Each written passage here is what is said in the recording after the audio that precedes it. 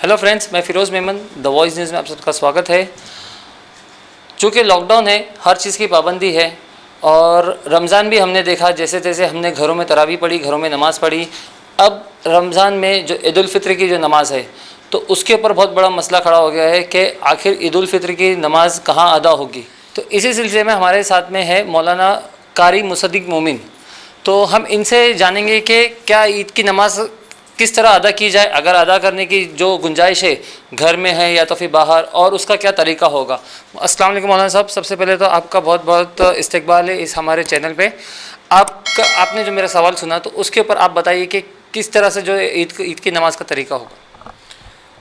बिस्मिल्लाहिर्रहमानिर्रहीम नहमदुहु व नस्तईनुहु व नस्तगफिरुह। आपने ये भी पूछा था कि ये नमाज़ कैसे अदा करें, तो चूँकि साल में सिर्फ 2 ही मरतबा ये नमाज़ आती है तो आम तौर पे जहनों से इसका तरीक़ा निकल जाता है। तो मैं बहुत आसान अल्फाज में उसको समझाता हूँ कि सबसे पहले तो ईदगाह मस्जिद जाने वाला शख्स जो है वो ये नियत करे नमाज से क़ब्ल कि नियत करता हूँ मैं 2 रकात नमाज वाजिब ईद उल फ़ित्र की 6 ज़ायद तकबीरों के साथ। 2 रकात होगी, पहली रकात में 3 ज़ायद तकबीरें हैं और दूसरी रकात में 3 ज़ायद तकबीर हैं।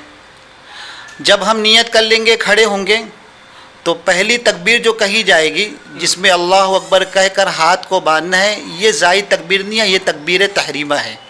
इससे आदमी नमाज में दाखिल हो जाता है। अब जब तकबीर तहरीमा कहकर हाथ को बांध लिया गया तो उसके बाद 3 ज़ायद तकबीर होगी जिसमें अल्लाह अकबर कहकर हाथों को कानों तक उठाना है पहली तकबीर में, और दूसरी तकबीर में हाथ को उठाना है और छोड़ देना है। तीसरी तकबीर जो होगी उसमें अल्लाह अकबर कहकर हाथों को उठाकर कानों तक छोड़ना नहीं है बल्कि बांध लेना है। उसके बाद सूरह फातिहा होगी, सूरत मिलाई जाएगी और एक रकात की तकमील होगी जैसे आम नमाज में होती है। उसके बाद जब दूसरी रकात के लिए खड़े होगा इमाम, तो दूसरी रकात में सूरह फातिहा पढ़ेंगे, सूरत मिलाएंगे। अब उसके बाद 3 ज़ायद तकबीर होगी रुकू से पहले जी।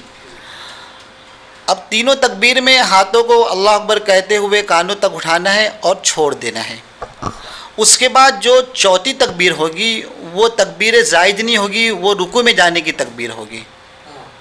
तो फिर हम रुकू करेंगे, उसके बाद आम नमाज की तरह पूरी नमाज मुकम्मल करेंगे। अब एक बड़ा मसला ये आ रहा है कि हर साल तो मुसलमान ईदगाह या मसाजिद में जाकर नमाज को अदा करते थे, लेकिन इस साल बड़ी पाबंदी है कि 5 से ज़ायद अफराद मस्जिद में नहीं हो सकते हैं। तो इस सूरत में क्या करें? तो देखिए, जुमा और ईदैन के शराइत बहुत सारे हैं। उसमें एक शर्त ये है कि ऐसी जगह जुमा और ईदैन अदा की जा सकती है जहाँ शहर हो, तमाम सहूलियात हो, या बड़ी बस्ती हो, जैसे मैंने पहले भी आपको बताया था। तो फिलवक्त हम शहर में रहते हैं, तमाम ज़रूरियात हमारे पास हैं, तो ऐसी जगह पर मजबूरी के तौर पर हम छोटी छोटी जमात बना सकते हैं। लेकिन कितने अफराद पर मुश्तमिल होने चाहिए, तो वो भी बताया गया कि इमाम के अलावा 3 अफराद अगर होंगे, बालिग मर्द मुक्तदी होंगे इमाम के अलावा, तो हम जो है ईद की नमाज अपने अपने अलग अलग तौर पर बना सकते हैं।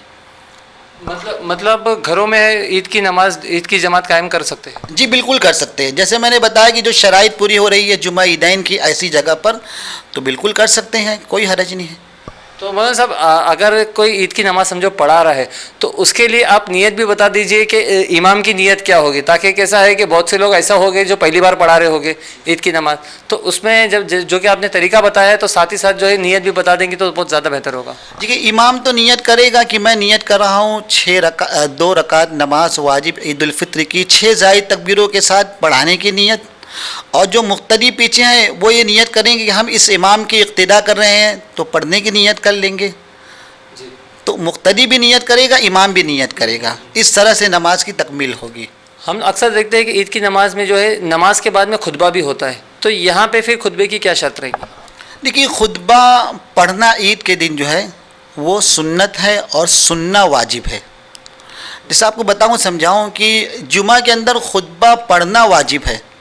अगर जुमा में खुतबा नहीं पढ़ा जाएगा तो जुमा की नमाज ही नहीं होगी, बगैर खुतबे के जुमा अदा ही नहीं हो सकता। लेकिन ईद में ऐसा नहीं है। अगर कोई शख्स 2 रकात नमाज ईद उल फ़ित्र की पढ़ा देता है और अगर वो खुतबा नहीं भी पढ़ता है तो भी उसकी नमाज मुकम्मल कहलाएगी। اور اگر اس کو خطبہ یاد نہیں ہے تو قرآن کے چند آیات بھی وہ پڑھ سکتا ہے کھڑے ہو کر، تو بھی خطبہ اس کا مکمل کہلائے گا۔ کہنے کا مطلب یہ ہے کہ عید کے دن خطبہ پڑھنا سنت ہے اور سننا واجب ہے، اگر خطبہ نہیں پڑھا گیا، نہیں سنا گیا تو بھی نماز عید الفطر مکمل کہلائے گی۔ دیکھیے دنیا میں جتنے مذاہب کے ماننے والے ہیں، ہر مذہب والے سال میں کسی نہ کسی دن کو تہوار کے طور پر استعمال کرتے ہیں، خوشی مناتے ہیں، جشن مناتے ہیں۔ میں تھوڑا سا دور رسالت کی طرف لے کر جانا چاہتا ہوں کہ جب آقائے دو جہاں رحمت دو عالم صلی اللہ علیہ وسلم مکۃ المکرمہ سے مدینہ منورہ ہجرت فرما کر گئے تو آپ نے دیکھا کہ اہل مدینہ سال میں 2 دن خوشی مناتے ہیں، جشن مناتے ہیں، بے راہ روی کا ارتکاب کرتے ہیں۔ تو اللہ کے آخری پیغمبر صلی اللہ علیہ وسلم نے پوچھا کہ یہ خوشی آپ لوگ کیوں مناتے ہیں؟ تو وہاں کے لوگوں نے بتایا کہ یہ تو پرانے زمانے سے چلا آ رہا ہے، ہم اس طرح خوشی کا اظہار کرتے ہیں۔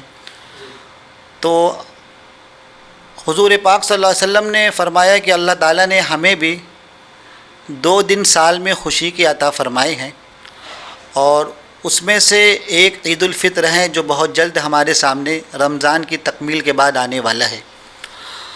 اور اسلامی طریقہ ہے کہ جب اللہ تعالیٰ کوئی دن عطا فرماتے ہیں تو اس کے احکامات بھی اپنے پیغمبر کے ذریعے سے بتاتے ہیں۔ تو جب یہ اتنا بڑا دن اللہ کے نبی کے ذریعے سے عطا ہوا تو طریقہ بھی اس کا بتایا گیا، اور بہت ہی سادہ اور آسان طریقہ بتایا گیا کہ یہ عید الفطر جو ہے یہ اللہ کی طرف سے عطا کردہ ایک دن ہے۔ تو حضور پاک صلی اللہ علیہ وسلم نے اس کا طریقہ بتایا کہ جب یہ دن آپ کو میسر آ جائے تو پہلے تو آپ صاف ستھرا لباس پہنیں، غسل کر کے، اور مسواک کا استعمال کریں، اور عیدگاہ یا مسجد جانے سے پہلے عید کی نماز سے قبل آپ کسی میٹھی چیز کا استعمال کریں، 3 طاق عدد جو ہے کھجور کا استعمال کر لے۔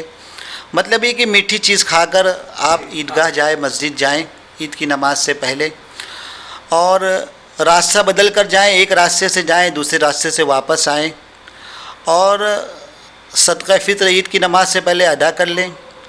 اور خاص بات جو یہ ہے کہ عید کی نماز کے وقت جو ہے آپ عید الفطر کے دن سرن یعنی آہستہ آواز میں آپ اللہ اکبر جو ایک خاص نعرہ ہے، پوری وہ تکبیر کا خاص اہتمام کرے اس دن کہ اللہ اکبر لا الہ الا اللہ اللہ اکبر وللہ الحمد۔ اور پھر اس میں 2 رکعت نماز جو ہے وہ بطور شکرانہ عید کے دن دی گئی، جو واجب نماز ہے ایسے لوگوں کے لیے جو شہر میں رہتے ہیں یا ایسی بڑی بستی جہاں پر شہر کی تمام ضروریات بآسانی پوری ہو جاتی ہے، وہاں آدمی عید کی نماز یہ بطور شکرانہ کے ادا کرے گا۔ بہت بہت شکریہ مولانا صاحب، آپ نے تو مطلب بہت آسانی سے بتا دیا ہے، آسان الفاظوں میں، کہ کس طرح سے نماز پڑھی جائے اور پڑھایا جائے۔ بہت بہت شکریہ آپ کا۔